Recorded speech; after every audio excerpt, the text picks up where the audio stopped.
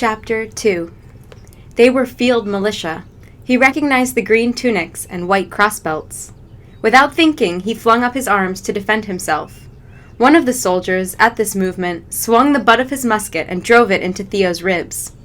The blow doubled him up. He fell to his knees, clutching his belly, gagging at the pain. The man who struck him glanced down briefly, without malice, without curiosity, as if he found Theo an uninteresting specimen of livestock. A third figure had stepped into the shop. Clean-shaven, cloaked in dark gray, he wore a tall hat with a curved brim. He could have passed for a merchant or a counselor. The militiamen stiffened to attention. Anton was shouting and brandishing his ink dauber. The officer paid no heed. He halted in the middle of the shop. In a voice saturated with boredom, having made the same declaration so often that he knew it by rote, he informed Anton that all printing establishments were now, by royal warrant, subject to inspection. With the view, he went on, to discover unlawful publications and criminal conduct. When it dawned on Anton what the officer was reciting, he burst out laughing. Unlawful! Criminal! I'll tell you what's criminal here! Lack of business! The printer was red-faced and sweating. The officer looked him up and down with distaste, then strode to the work table. He picked up one of the sheets and scanned it. Who is this Absalom? He's a fraud on the very face of it, and who knows what more underneath. We'll have a closer look at him, and you, too. He folded the page and slipped it under his cloak. Is this the sort of trade you favor?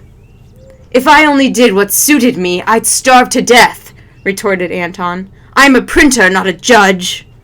Quite so, said the officer. In which case, show me the license for this publication, and whatever else you've been doing. Anton glanced at Theo, who just now had struggled to his feet. As for that, we'll have it in the morning, Theo broke in, as soon as the town clerk opens his office. The officer raised his eyebrows. Will you indeed? You admit, however, that, in fact, you have none at present. The customer came in late in the day, said Theo. The office was closed. He needed his work done. There was no other way. Except, said the officer, to break the law. Very well. The case is clear enough. He nodded curtly to the soldiers and made a gesture toward the press. Take it down. No, cried Theo. That's not right. We're not criminals. Anton stared in disbelief. The militiamen slung their muskets and took hold of the press, straining to topple it. The printer's hesitation lasted barely a moment. As the two laid hands on his press, Anton threw himself on them. He thrust his dauber into the face of the closer militiaman. The soldier, under the force of the blow, pitched into a corner, stunned. Anton dropped his makeshift weapon and grappled the man's comrade by the crossbelt. The soldier broke free. Theo ran to help his master. From the tail of his eye, he saw the officer reach under his cloak and bring out a pistol, aiming at the raging printer. One of the iron frames lay on the work table. Theo seized it and swung it upward. The iron twisted in his grasp, flew slantwise, and struck the officer on the side of the head. The man grunted and went down. The pistol discharged into the floor. The soldier in the corner sat up, trying to rub the ink from his eyes. His comrade hastily pointed his musket at Theo and fired. The shot went wide. The bullet splintered one of the type cases. Theo scarcely heard either explosion. He could not turn away from the officer sprawled on the floor. The man's hat had rolled under the table. His face had gone slack, mouth open. He was bleeding from the nose, the trickle making a crimson spiderweb across his cheek. The militiaman fumbled his reloading and cursed. Theo stood rooted.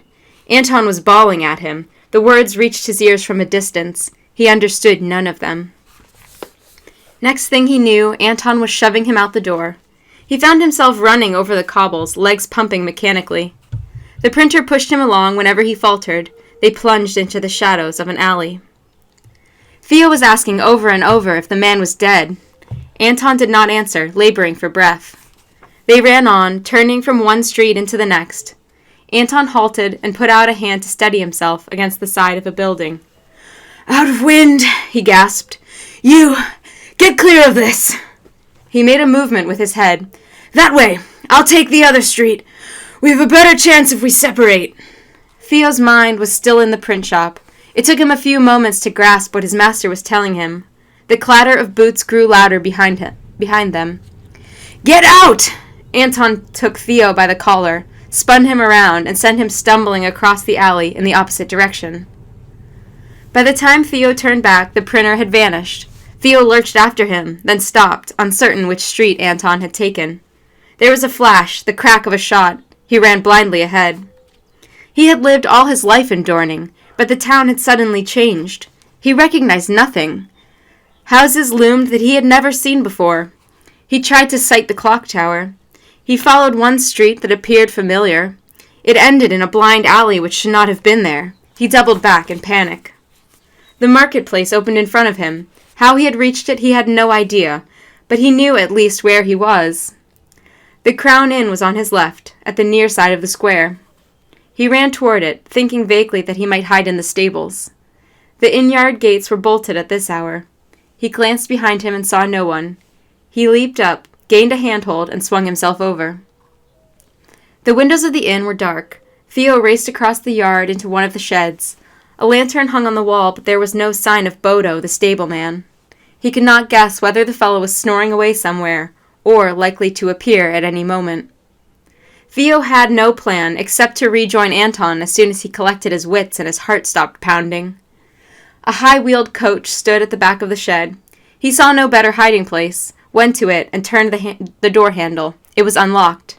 He flung it open and clambered in.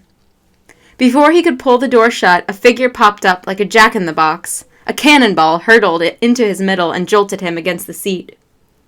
The cannonball was a head attached to a body that seemed to own more than the usual number of arms and legs, all of which were pummeling him at the same time. An instant later he found himself nose to nose with and staring into the indignant face of the dwarf.